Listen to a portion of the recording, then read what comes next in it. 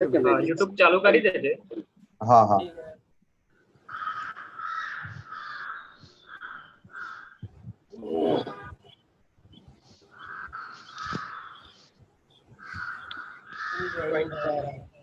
થઈ ગયા.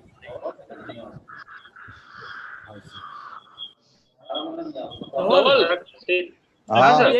વેઇટ કરો, હજુ બધા જોઈન થઈ રહ્યા છે. હા હા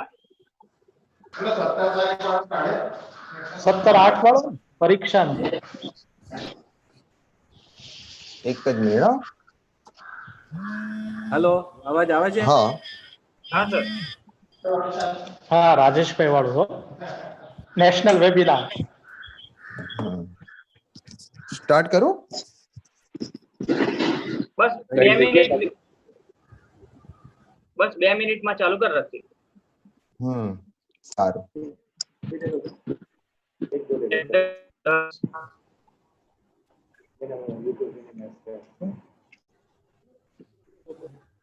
ये बग करेगा पाछा.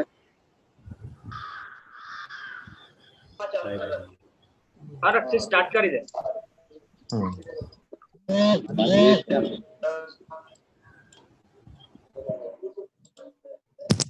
Good morning, all of you. I am Rakshit from the technical team, thanking you to join this national webinar. Now, I would like to call upon Dr. Kishore Vyas, the Honorable Principal Sir of MM Gandhi Arts and Commerce College, to give us a welcome speech and a brief information about this webinar. Sir, please. Good morning to all. I, Dr. Kishore Vyas, welcome all to the first webinar of the institution. I especially welcome Dr. Jignesh Makwana, Assistant Professor, PG Department of Library and Information Science, Sardar Patel University. Also welcome Mr. Dhaval Patel and all the delegates who have registered. In present situation, this is the only way we can impart education to the students. Once again, I welcome all for this webinar. Thank you very much.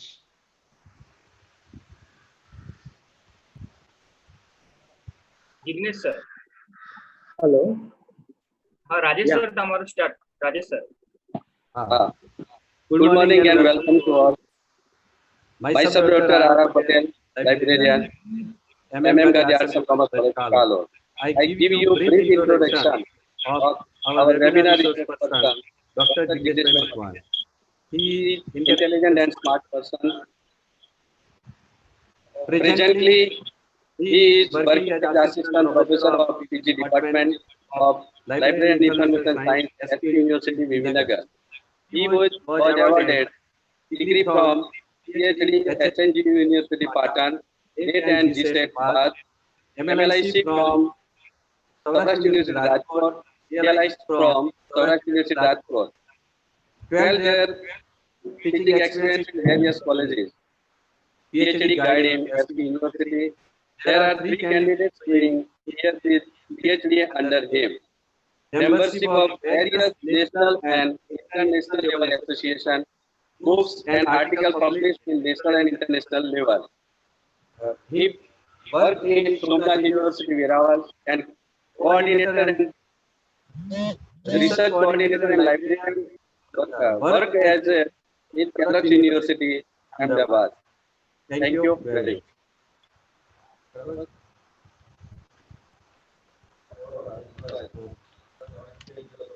Okay Jignesh sir. Yeah.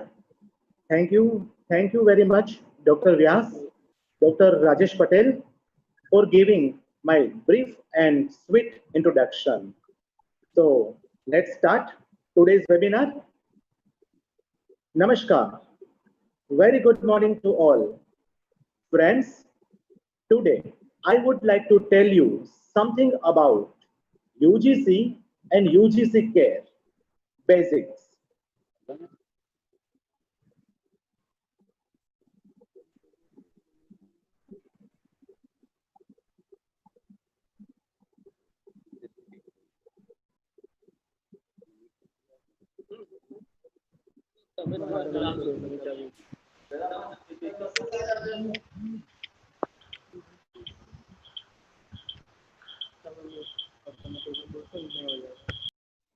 Hello, Jignesh sir. Yeah. I'm sharing my Sir, you PPT. can carry on. PPT. Okay, sir. No issue.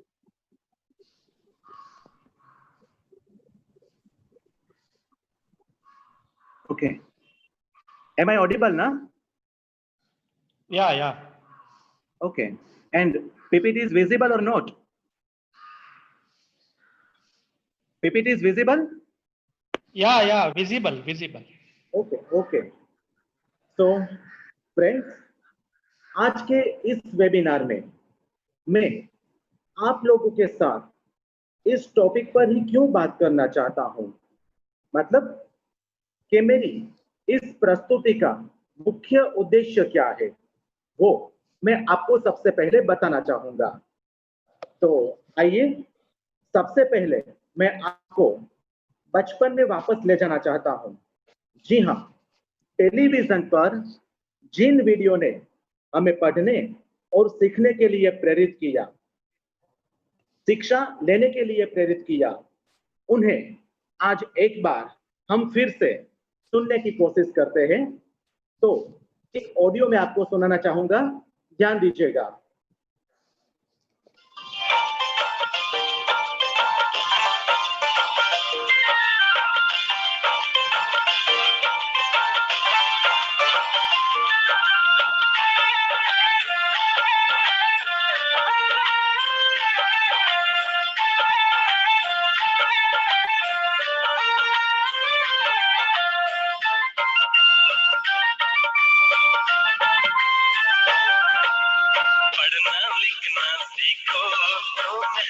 करने वालों, पढ़ना लिखना सीखो, ओ मेहनत करने वालों, ओ बोझा ढोने वालों, ओ खुद संभलने वालों। तो आप लोगों ने ये ऑडियो को सुना होगा। ऐसा ही एक दूसरा ऑडियो मैं आपको सुनाना चाहूंगा।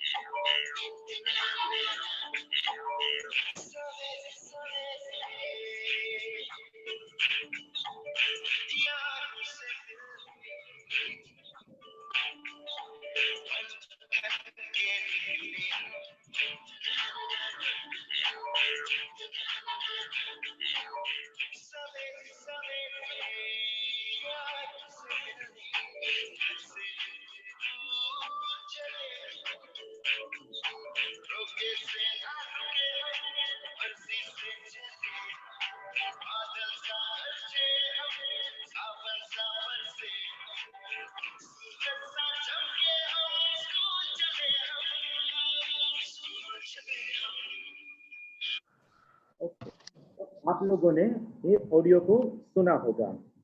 क्या इन दोनों ऑडियो को सुनने के बाद आपके दिमाग में कोई घंटी बजी? क्या नहीं बजी? जी बजी। ओके, कोई बात नहीं। मैं एक अपना ही एक्सपीरियंस शेयर करता हूं कि कई सालों बाद जब इस वीडियो को मैंने टेलीविजन के माध्यम से देखा, तब मेरे दिमाग में एक घंटी जरूर बजी थी। और मैं वही बात आपके साथ शेयर करूंगा कि बचपन में जब मैं छोटा था, तब मेरे पापा मम्मा मुझे कुछ बातों के लिए ज्यादा ही फोर्स किया करते थे, जैसे कि तुम्हें ये पढ़ना चाहिए, तुम्हें वो पढ़ना चाहिए, तुम्हें इसमें पार्टिसिपेशन करना चाहिए, तुम्हें ये एग्जाम देनी चाहिए, स्कूल रेगुलर जाना चाहिए। अब पापा मम्मा की वह बात बचपन में मुझे बहुत कड़वी लग रही थी, क्योंकि बचपन में खेल कूद का मजा लेना ज्यादा ही अच्छा लगता है। और अक्सर हम भी जब घर से बाहर निकलते हैं तब देखते हैं कि कई लोग सुबह से रात धूप में, ठंड में, बारिश में मजदूरी करते हैं, काम करते हैं, तब जाके उनको एक दिन का खाना नसीब होता है। क्यों? आफ्टर ऑल उन्होंने शिक्षा नहीं ली होगी, या तो शिक्षा के माध्यम से नहीं जुड़े हुए होंगे। तो एक और बात शेयर करना चाहूंगा कि कुछ ही दिन पहले वर्ल्ड पॉपुलेशन डे पर न्यूज़पेपर में एक आर्टिकल्स आया था, और उसमें बताया गया था कि अगर हमारे यहाँ लड़कियां पढ़ने लगे तो हमारे देश की आबादी कंट्रोल में आ सकती है। कहने का मतलब सिर्फ यही है कि शिक्षा आज हमारे जीवन के लिए आवश्यक हो गई है। और ऐसी ही कुछ बातें मैं आप लोगों के साथ इस वेबिनार में शेयर करना चाहता हूं। तो ये नेक्स्ट स्लाइड पर आप कुछ इमेजेस देख सकते हैं। ऐसे ही बहुत सारी इमेजेस आपको नेक्स्ट स्लाइड में भी दिखाई देगी, उसके बाद भी आपको दिखाई देगी।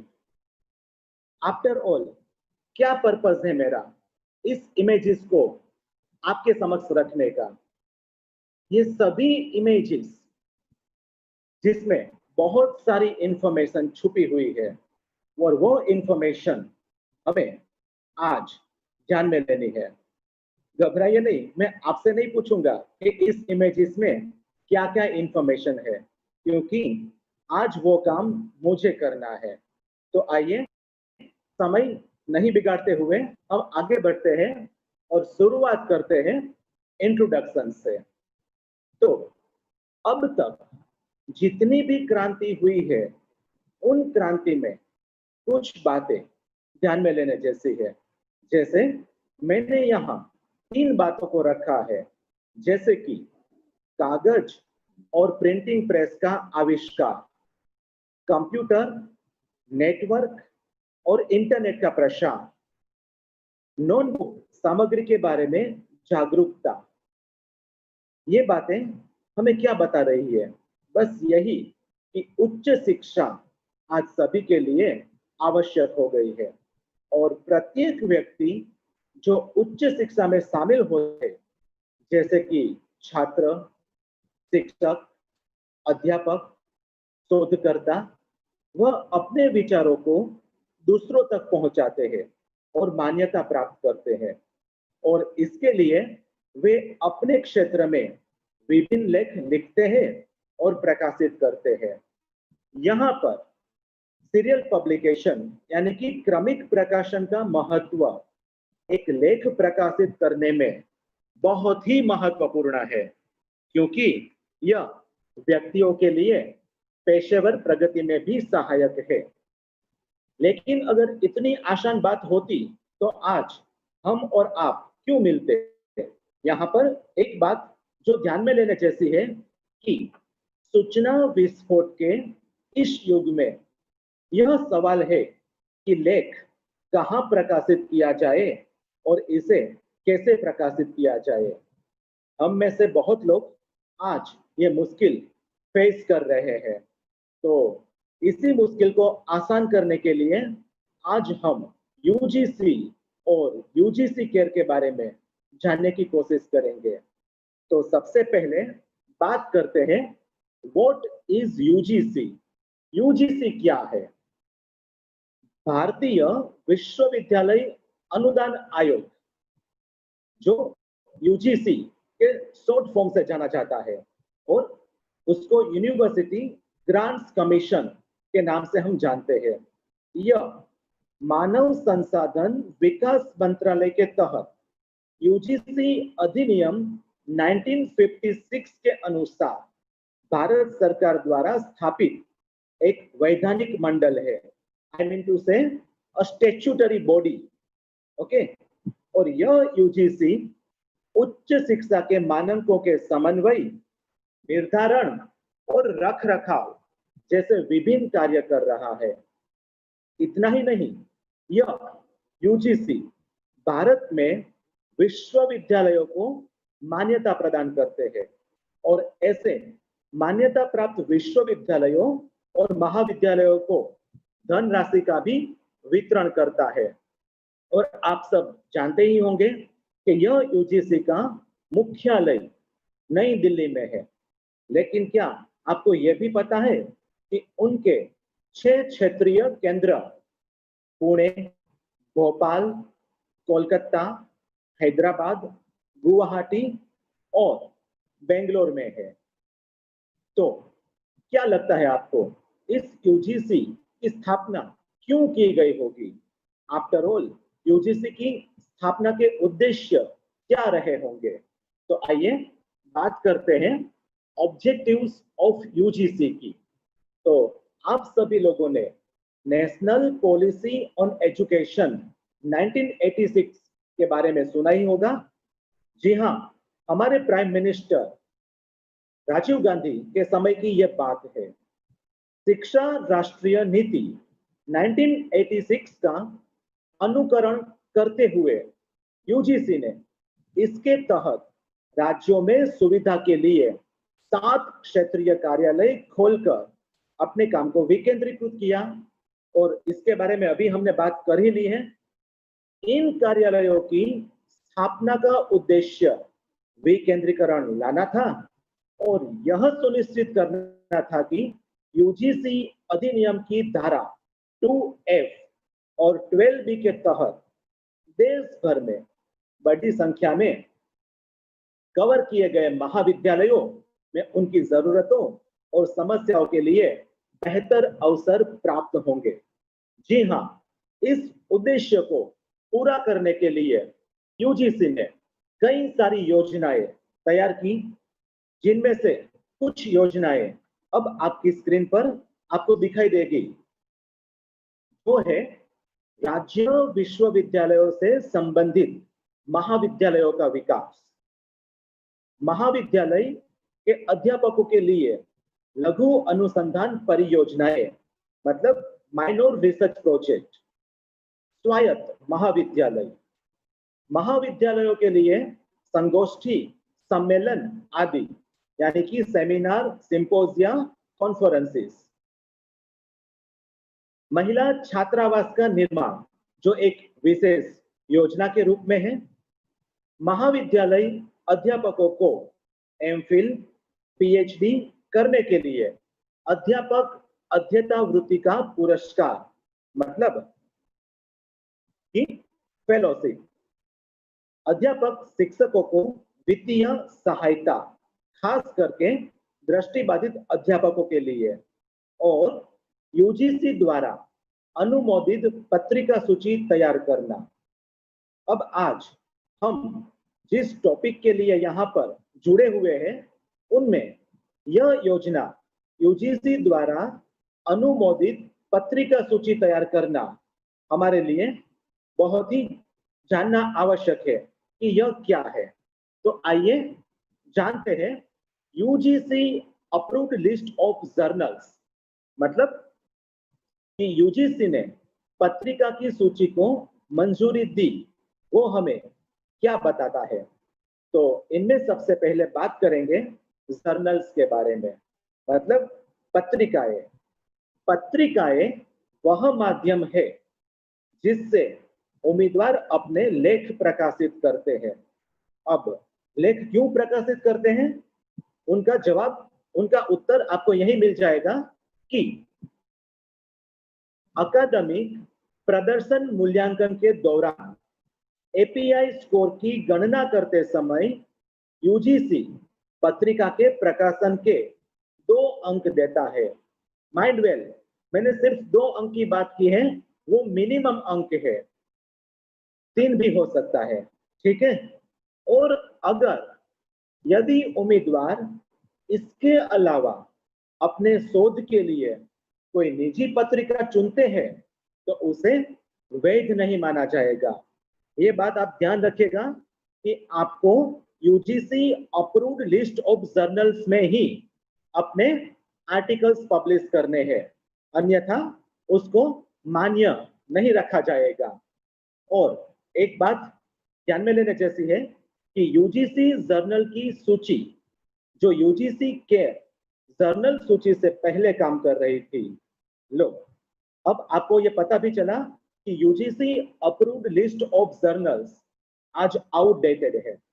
मतलब कि यूजीसी केयर जर्नल लिस्ट का आज साम्राज्य है और उसमें ही हमें अपने आर्टिकल्स पब्लिश करने होंगे।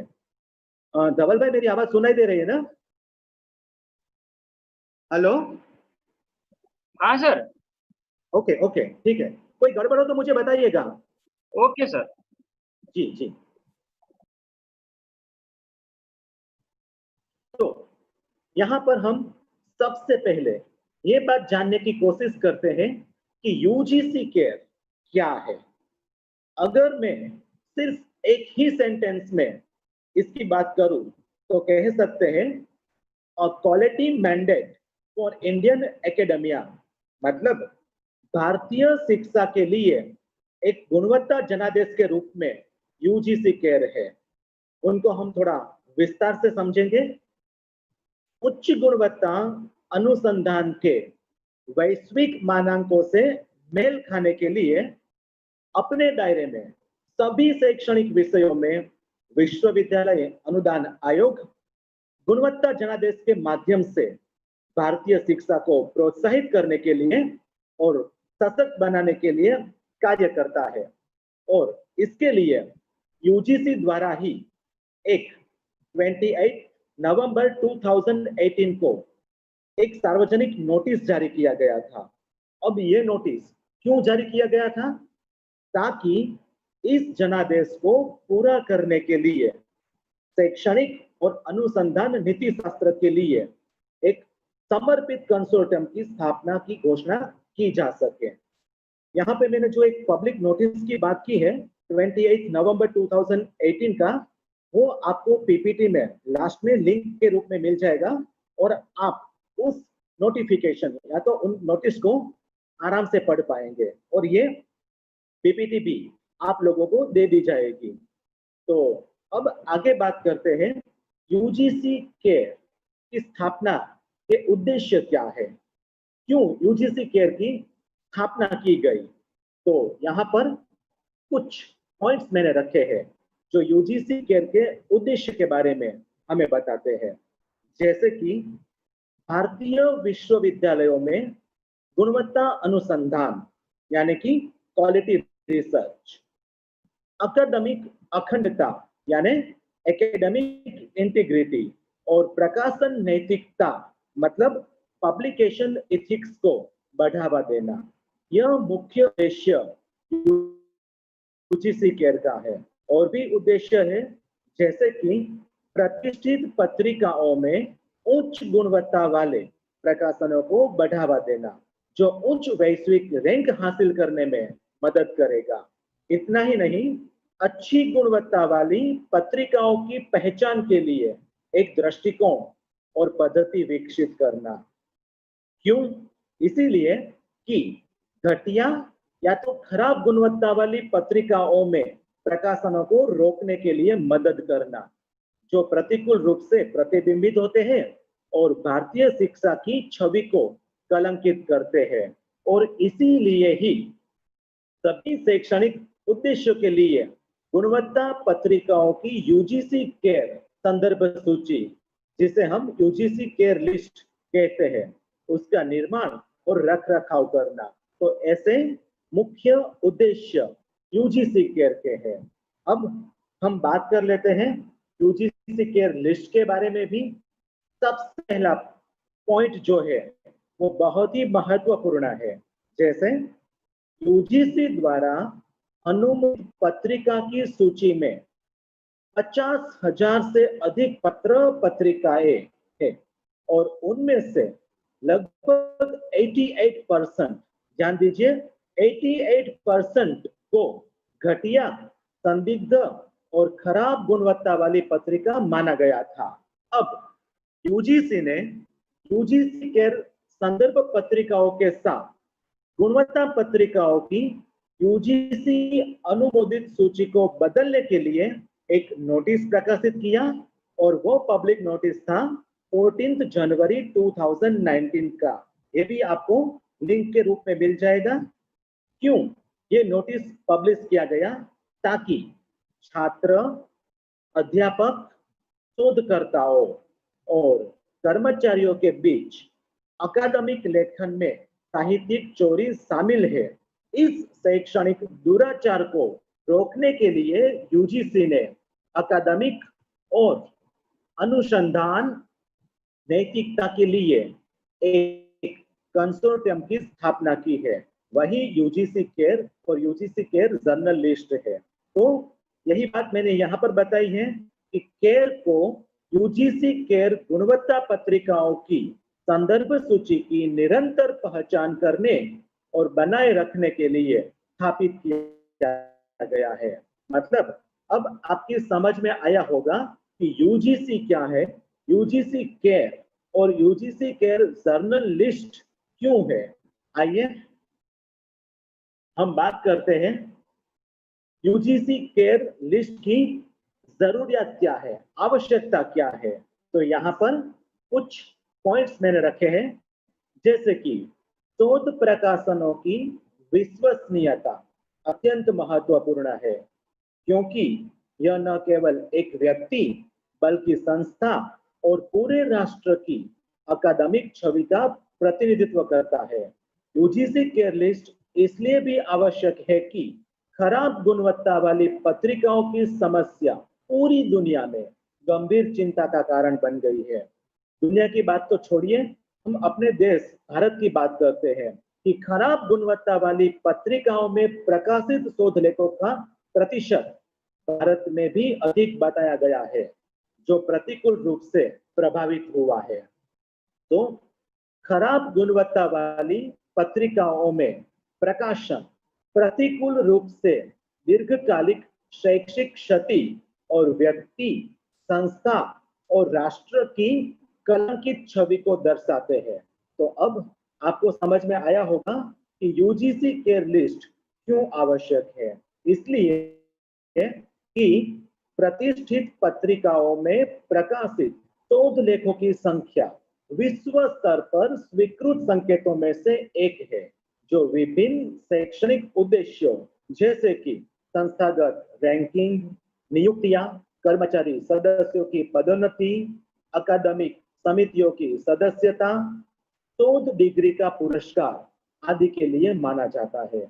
आइए हम ये भी जान लेते हैं कि यूजीसी केयर लिस्ट क्यों आवश्यक है, उनके कारण क्या है, उनके बारे में भी हम जानकारी यहाँ पर हासिल कर लेते हैं।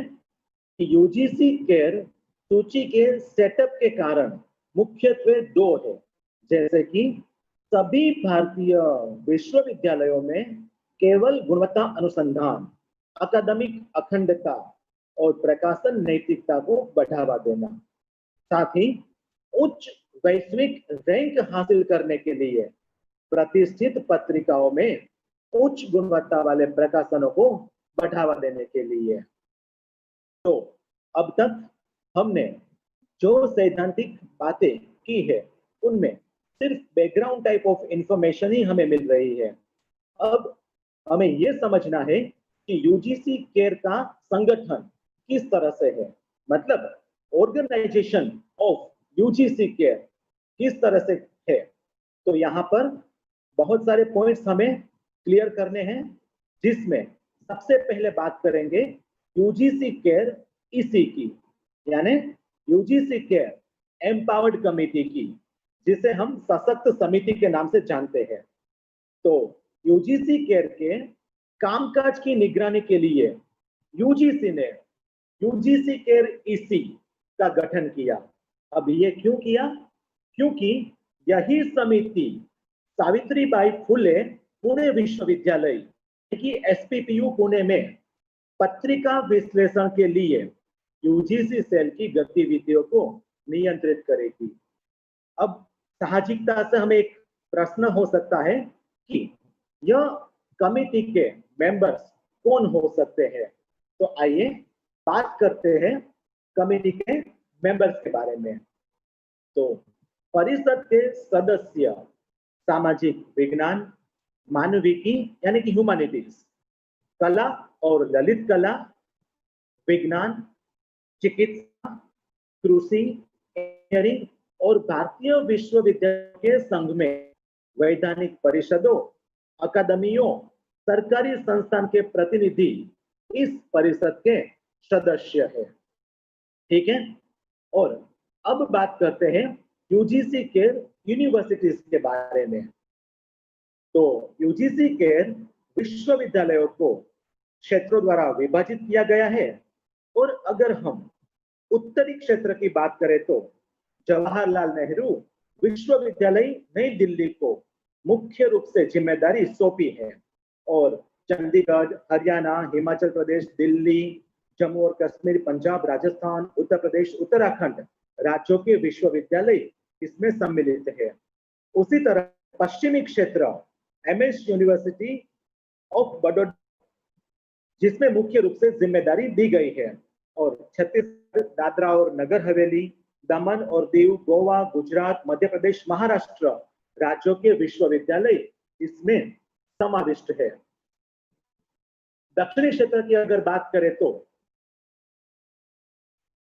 हैदराबाद विश्वविद्यालय हैदराबाद को मुख्य रूप से जिम्मेदारी दी गई है, और अंडमान और निकोबार, आंध्र प्रदेश, कर्नाटक, केरल, लक्षद्वीप, पांडिचेरी, तमिलनाडु, तेलंगाना राज्यों के विश्वविद्यालय इसमें सम्मिलित है। उसी तरह से पूर्वी क्षेत्र तेजपुर विश्वविद्यालय असम के पास है, मुख्य रूप से उसको जिम्मेदारी दी है, और अरुणाचल प्रदेश, असम, बिहार, झारखंड, मणिपुर, मेघालय, मिजोरम, नागालैंड, उड़ीसा, सिक्किम, त्रिपुरा, पश्चिम बंगाल राज्यों के विश्वविद्यालय इसमें सम्मिलित है। तो ऑर्गेनाइजेशन ऑफ यूजीसी केयर में एक और अहम बात है, और वह बात है UGC cell for journal analysis की। और यह विभाजन इस तरह से है कि यूजीसी केयर सूची बनाने और बनाए रखने के लिए यूजीसी ने centre for publication ethics, Savitribai Phule Pune विश्वविद्यालय में एक सेल फॉर जर्नल एनालिसिस की स्थापना की है। हालांकि इंफ्लिपनेट सेंटर गांधीनगर इसमें एक सहायक एजेंसी के रूप में भी कार्य कर रहा है। तो सबसे अहम बात अब हम करेंगे, और वह है यूजीसी केयर लिस्ट की, मतलब यूजीसी केयर में पत्रिकाओं को किस तरह से विभाजित किया है। तो मैं अप्रैल 2020 से पहले की अगर बात करूं तो यह विभाजन 4 ग्रुप में है, और यह 4 group A, B, C, D है। अगर ग्रुप ए की बात की जाए तो स्कोपस या वेब ऑफ साइंस में अनुक्रमिक सभी विषयों से अनुसंधान पत्रिकाएं शामिल है, जो वेब ऑफ साइंस में 14,449 पत्रिकाएं और स्कोपस लिस्ट में 39,111 पत्रिकाएं हैं। ग्रुप बी में 521 पत्रिकाएं हैं, जो विश्लेषण प्रोटोकॉल के अनुसार मौजूदा यूजीसी अनुमोदित सूची से योग्य है। बात करें ग्रुप सी की, कुल 47 पत्रिकाएं ग्रुप सी से है, जो यूजीसी केयर काउंसिल के सदस्यों द्वारा सिफारिश की सभी विषयों की पत्रिकाएं हैं। और ग्रुप डी की अगर बात करें तो यूजीसी केयर विश्वविद्यालयों द्वारा उन सभी विषयों और भाषाओं के लिए प्रस्तुत पत्रिकाएं जो विश्लेषण प्रोटोकॉल के अनुसार योग्य है। लेकिन जैसे मैंने आपको बताया कि यह अप्रैल 2020 से पहले का विभाजन है। अगर हम अप्रैल 2020 के बाद की बात करें, या तो आज की, अभी की जुलाई 2020 की बात करें, तो यह विभाजन कुछ इस तरह से कि खोज प्रक्रियाओं को आसान बनाने के लिए 4 समूह के बजाय यूजीसी केयर सूची केवल 2 समूह में है। और यह ग्रुप की अगर बात करें तो ग्रुप 1 में यूजीसी केयर प्रोटोकॉल के माध्यम से जिन पत्रिकाओं को योग्य पाया गया यहाँ पर है, और ग्रुप 2002 में विश्व स्तर पर मान्यता प्राप्त डेटाबेस में अनुक्रमित पत्रिकाओं को यहाँ पर समाविष्ट किया गया है। तो आपका एक और प्रश्न हो सकता है कि यूजीसी केयर लिस्ट का ग्रुप अब ये परमानेंट है या तो फिर उसमें जितनी भी पत्रिका है वो परमानेंट है। तो उसका उत्तर है बिल्कुल नहीं, क्योंकि UGC care list is a dynamic list. मतलब हर साल जनवरी, अप्रैल, जुलाई और अक्टूबर के पहले दिन या तो अगले कार्य दिवस पर, अगर इन तिथियों पर सार्वजनिक अवकाश है, छुट्टियां हैं, तो इस तरह से त्रैमासिक रूप से यूजीसी केयर लिस्ट को अपडेट किया जाएगा। और सबसे अहम बात, दो बातें हैं जो हमें ध्यान में लेने जैसी है कि यदि यूजीसी केयर लिस्ट में कोई अच्छी गुणवत्ता वाली पत्रिका गायब है तो इसे निर्धारित जमा करने की प्रक्रिया का पालन करके प्रस्तुत किया जा सकता है। यह सबमिशन प्रोसेस क्या है वो मैं आपको नेक्स्ट स्लाइड में बताने वाला हूं। और यह सबमिशन प्रोसेस का एक फ्लो डायग्राम जो इस पीपीटी में मैंने अंत में रखा है, तो वो भी आप देख सकते हैं। अभी हम बात करेंगे सबमिशन प्रोसेस किस तरह से करनी है, लेकिन दूसरी अहम बात, यदि किसी भी अवांछित पत्रिका को सूची में कहीं पर भी पाया जाता है तो कृपया इसे यूजीसी केयर वेबसाइट पर उपलब्ध फीडबैक ऑप्शन यानी कि प्रतिपुष्टि विकल्प के माध्यम से हम लोग रिपोर्ट कर सकते हैं। तो इस तरह से यूजीसी केयर लिस्ट अपडेट होता रहेगा। अच्छी गुणवत्ता वाली पत्रिकाएं शामिल होगी और घटिया गुणवत्ता वाली पत्रिकाओं को हम लोग रिपोर्ट करके निकाल भी सकते हैं। तो इस तरह से ये काम करता है। आइए बात करते हैं एक और अहम बात, जो सिलेक्शन और एडिशन प्रोसेस के बारे में मैंने कहा था कि सबमिशन प्रोसेस किस तरह से करना है।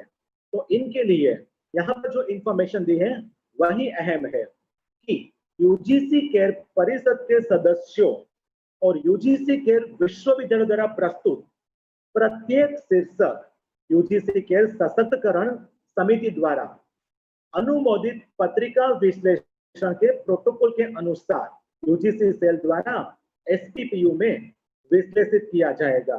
कहने का मतलब है, मान लीजिए कि मेरे महाविद्यालय में एक पत्रिका है जिनको मुझे यूजीसी केयर लिस्ट में शामिल करना है। तो मैं क्या करूंगा, मेरी महाविद्यालय के आईक्यूएससी सेल से बात करूंगा।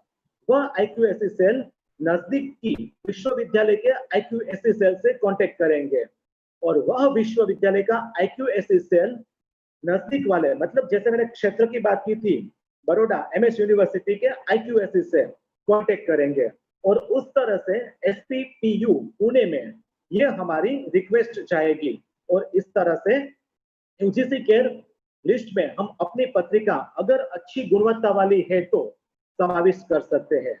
यहाँ पर हमें जो प्रोसेस करनी है वो प्रोसेस एक कड़ी से कड़ी पद्धति है और इस पद्धति में 3 बात मुख्य रूप से है, जैसे कि यूजीसी केयर प्रोटोकॉल पार्ट 1 जो बेसिक इंफॉर्मेशन है, यूजीसी केयर प्रोटोकॉल पार्ट 2 जो प्राइमरी क्राइटेरिया और यूजीसी केयर प्रोटोकॉल पार्ट 3 जो सेकेंडरी क्राइटेरिया है।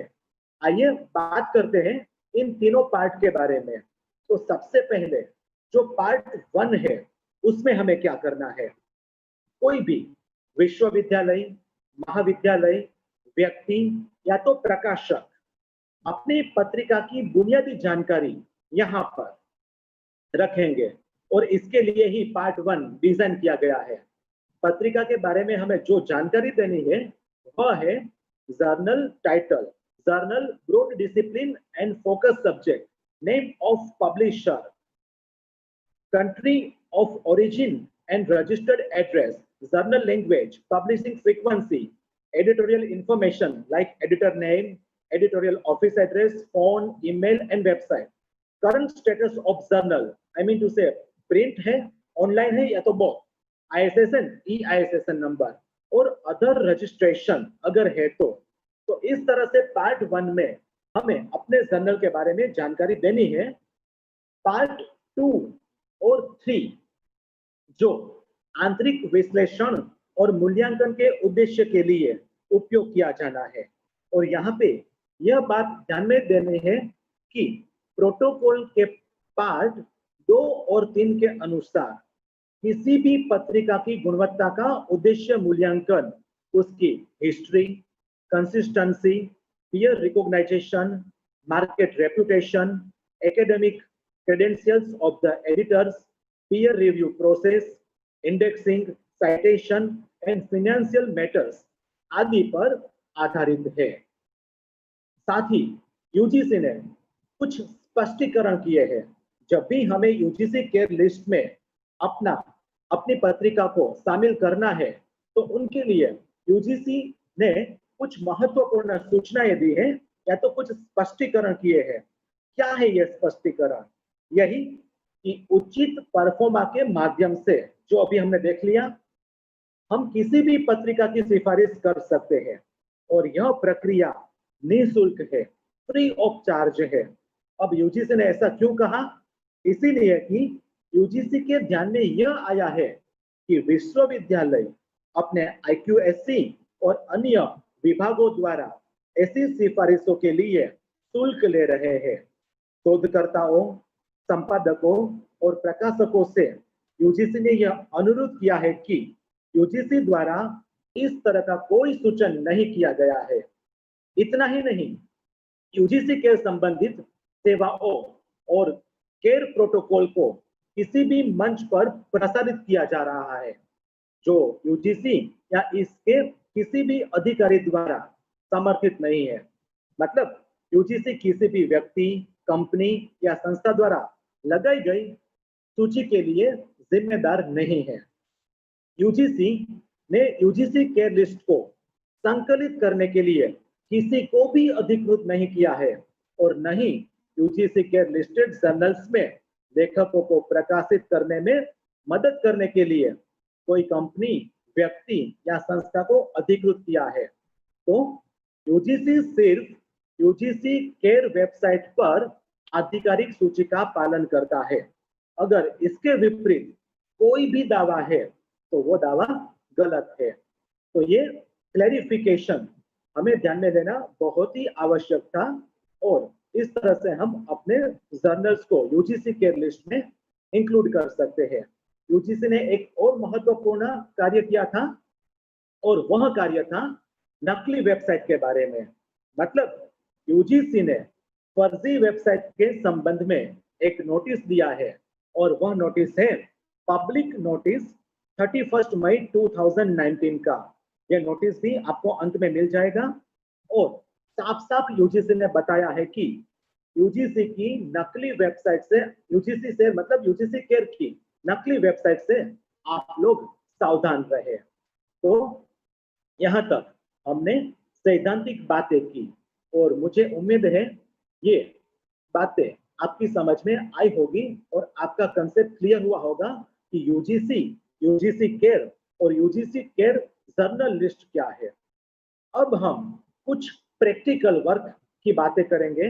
हालांकि मैं आपको प्रैक्टिकल करके नहीं दिखाने वाला, लेकिन स्क्रीनशॉट के माध्यम से मैं आपको समझाने की कोशिश करूंगा।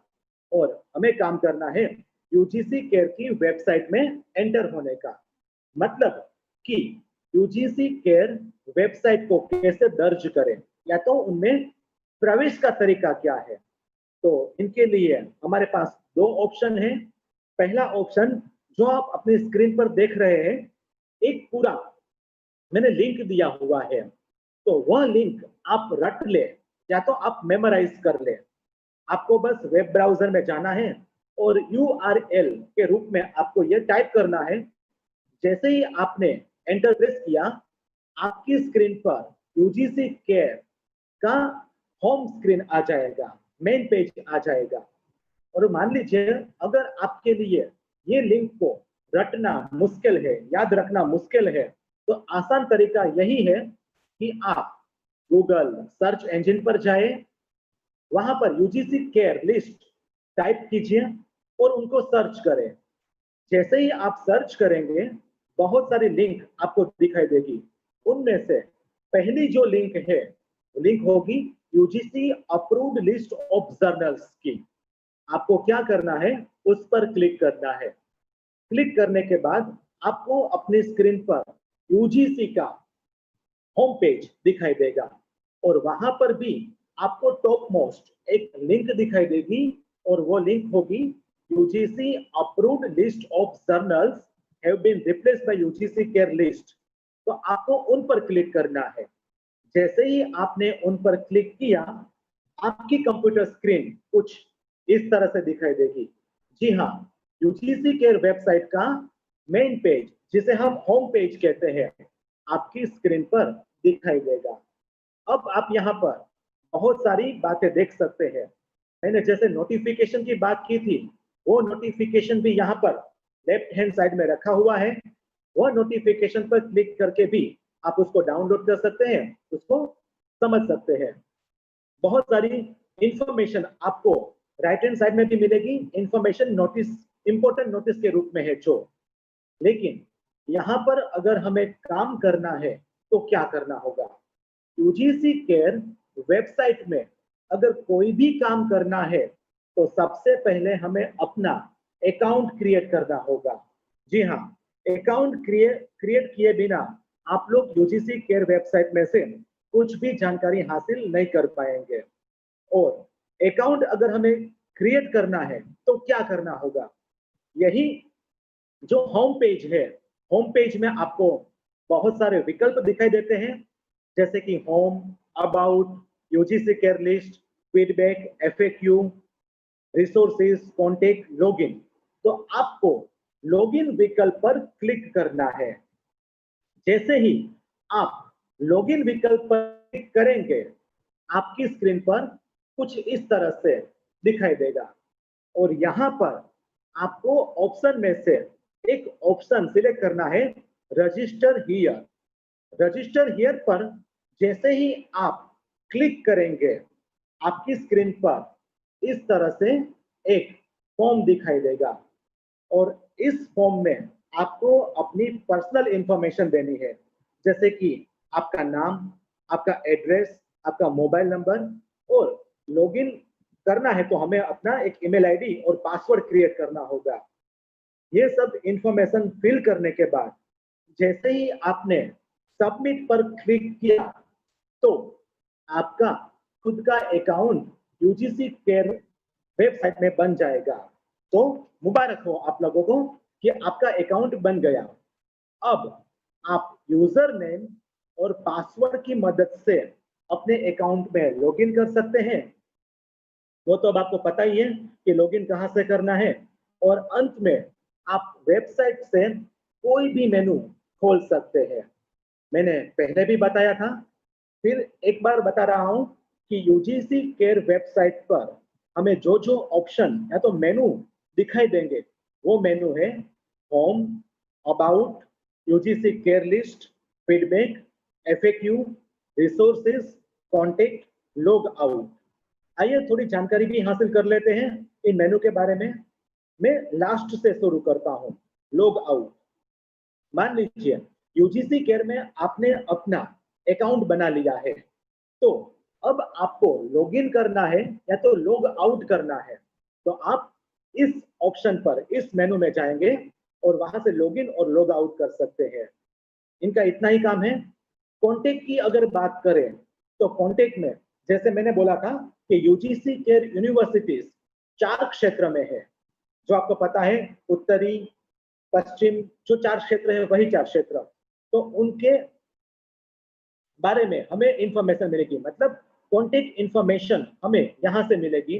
साथ ही हमें एसपीपीयू पुणे के बारे में भी कॉन्टेक्ट इंफॉर्मेशन मिल जाएगी।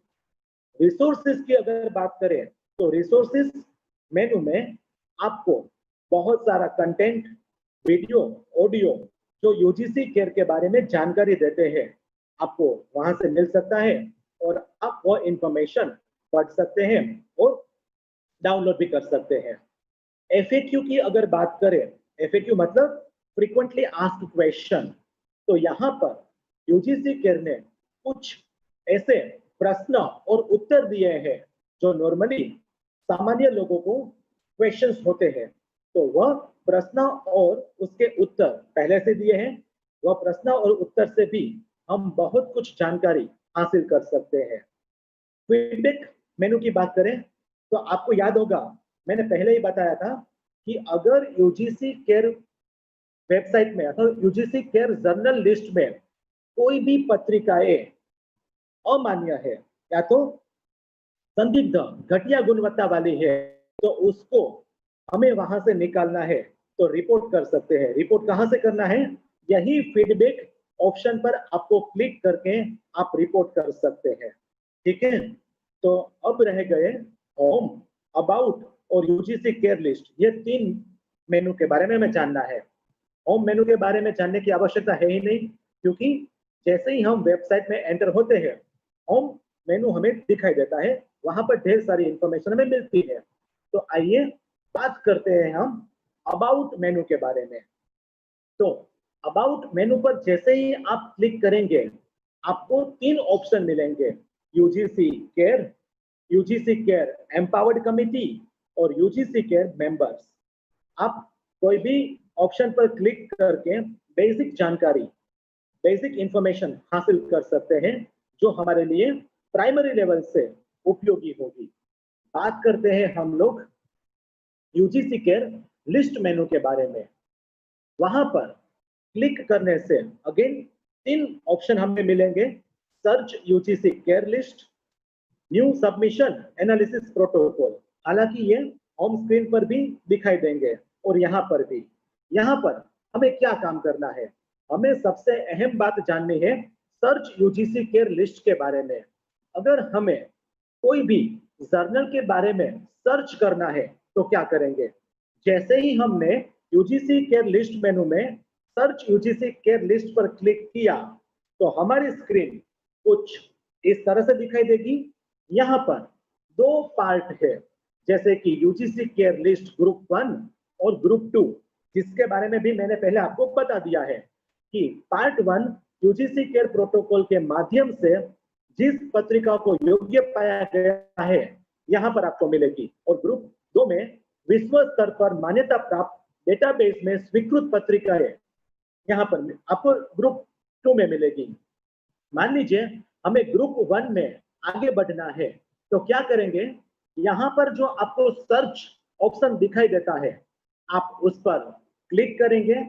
जैसे ही आपने उस पर क्लिक किया आपकी स्क्रीन कुछ इस तरह से दिखाई देगी, और यहाँ पर अगर हमें सर्च करना है तो हमारे पास ऑप्शंस है, जैसे कि अगर पत्रिकाओं को ज्ञान की विभिन्न शाखाओं की मदद से हमें खोज करना है तो आप थोड़ा डार्क किया हुआ 5 विकल्प देख सकते हैं, जैसे कि साइंस में 327, सोशल साइंस में 267, आर्ट्स एंड ह्यूमैनिटीज में 316, मल्टीडिसिप्लिनरी में 36 और भारतीय भाषा मतलब इंडियन लैंग्वेजेस में आप 210 पत्रिका के बारे में सर्च कर सकते हैं।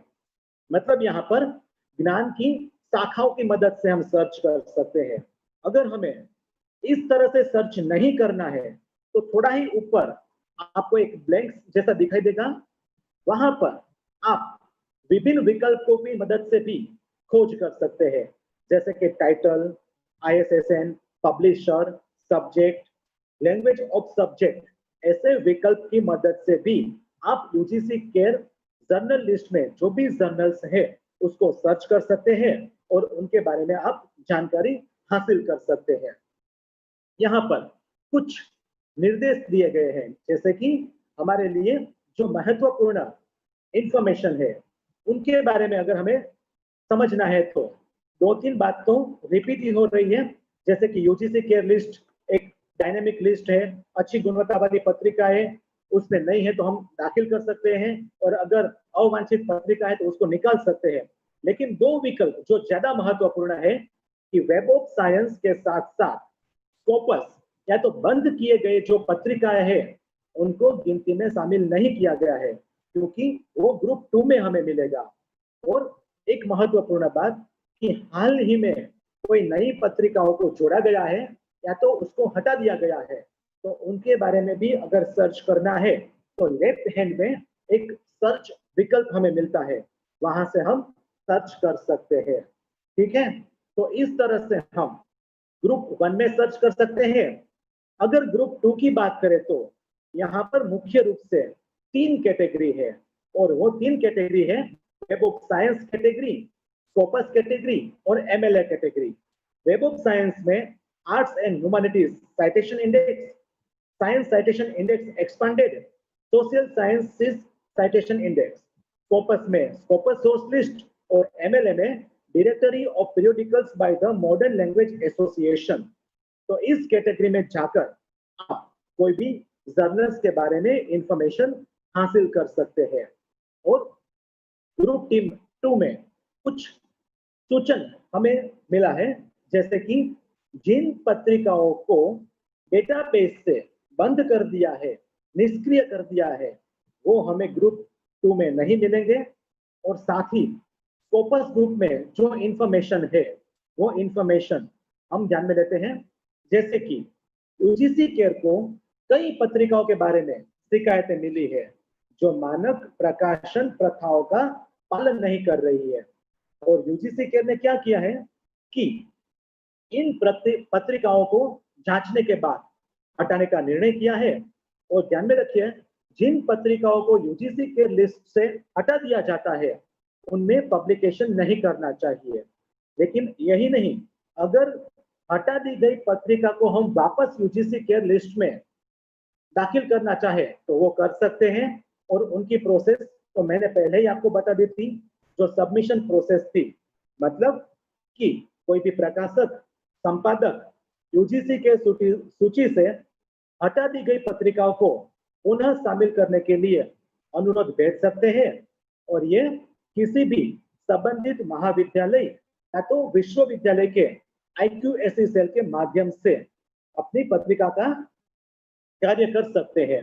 और यह क्या होगा, अंत में जाएगा कहां पर, तो कि बड़ौदा जो यूजीसी केयर सेंटर है और वहां से SPPU पुणे में। और इस तरह से वो लोग जांच करके अगर अच्छी गुणवत्ता वाली पत्रिकाएं हैं या तो हमने कुछ उसमें अपडेट कर दिए हैं तो वापस यूजीसी केयर लिस्ट में वो दाखिल कर सकते हैं। और बात रही यूजीसी केयर जर्नल लिस्ट के ग्रुप 2 में सर्च करने की, तो यहाँ पर भी सर्च करने का प्रोसेस तो यूजीसी केयर जर्नल लिस्ट के ग्रुप 1 में जो था उसी तरह से ही है। ठीक है, तो सर्च करने की प्रक्रिया तो समान है। ग्रुप 1 और ग्रुप 2 में जर्नल लिस्ट को किस तरह से कैटेगराइज किया है वही जानना हमारे लिए बहुत महत्वपूर्ण था। और एक लास्ट में जो बात है, एमएलए के लिए जो सूचना दी गई है वो सूचना क्या है कि मॉडर्न लैंग्वेज एसोसिएशन द्वारा पत्रिका की निर्देशिका से जो पत्रिकाएं यूजीसी के प्रोटोकॉल के अनुसार योग्य है उनको ही यहाँ पर शामिल किया है। और एक बात ये भी ध्यान में रखिए कि एमएलए पत्रिकाओं को पहले से ही Scopus web of science database में अनुक्रमित किया है और इनका अलग से यहाँ पर विश्लेषण नहीं किया गया है। तो इस तरह से मैंने यहाँ आपको यूजीसी केयर जर्नल लिस्ट के बारे में मुझे जितना पता था उतनी जानकारी देने की आपको कोशिश की है। मुझे उम्मीद है कि यह इंफॉर्मेशन आपके लिए बहुत महत्वपूर्ण साबित होगी। और एक बात, अगर आपके पास कोई क्वेरीज है तो मैंने जैसे पहले बताया था कि कुछ FAQs जहां क्वेश्चन और आंसर दोनों है, मैंने यहाँ पर इस स्लाइड में रखे हुए हैं। हर स्लाइड में 2-2 क्वेश्चन और आंसर है। आप इस क्वेश्चन और आंसर को पढ़ सकते हैं, समझ सकते हैं और आपके जो भी डाउट है वो यहाँ से ही क्लियर हो जाएंगे। अगर फिर भी कुछ भी प्रॉब्लम्स है तो आप ये डॉक्टर राजेश पटेल सर को भी अपना क्वेरीज भेज सकते हैं। और अगर आप चाहे तो मुझे भी मेरे मेल आईडी पर क्वेरीज भेज सकते हैं। जैसा मैंने बताया था आप लोगों को कि यूजीसी के नोटिफिकेशन जितने भी है वो मैंने यहाँ पर रखे हुए हैं, जो आप उसको डाउनलोड कर सकते हैं। और सबमिशन प्रोसेस के बारे में भी मैंने बात किया था। इनका ये फ्लो डायग्राम है, जो फ्लो डायग्राम आपको काफी मददरूप होगा। ठीक है, तो यहाँ तक मैंने आपसे बात की और यहाँ ही मैं अपना ये प्रेजेंटेशन ओवर कर रहा हूँ। धवल भाई, sir thank you so much sir. Vote of thanks માટે સરને કહું છું કે તમને વોટ ઓફ થેન્ક્સ માટે સ્પીચ આપે. Macwan sir, hello. Yeah, okay sir. I am audible. Yes sir. Okay. Vote of thanks means we are nearing the end of this first webinar of MM Gandhi Arts and Commerce College, Kalur. First of all, I would like to thank Dr. Jignesh Makwana for providing us detailed knowledge of UGC and UGC Care Basics, which is very necessary to publish our valuable papers in referred journals of UGC. Nowadays, we see that there are many standard-less journals circulating in the market, so which is very necessary. So thank you very much, sir, Jignesh sir, for imparting your valuable knowledge to us. I would like to thank technical support staff. Without them, this webinar would have not been possible. First of all, I would like to thank Dhaval Patel and Rakshit Pandya. They have put a lot of hard work to make this dream come true for our college. After that, the pioneer of this webinar, Mr. R.R. Patel, our librarian and very hardworking faculty of MM Gandhi Arts and Commerce College, he had arranged everything. He had put everything into order, and this webinar has taken place today.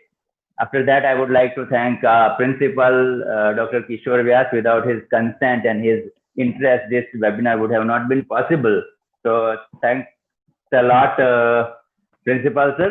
And last but not the least, all delegates who have joined and who have registered for our first webinar, I would like to thank all of them.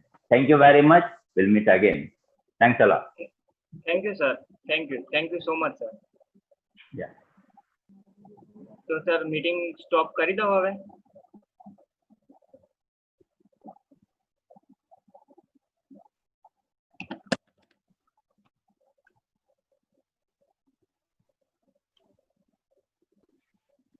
હા sir, meeting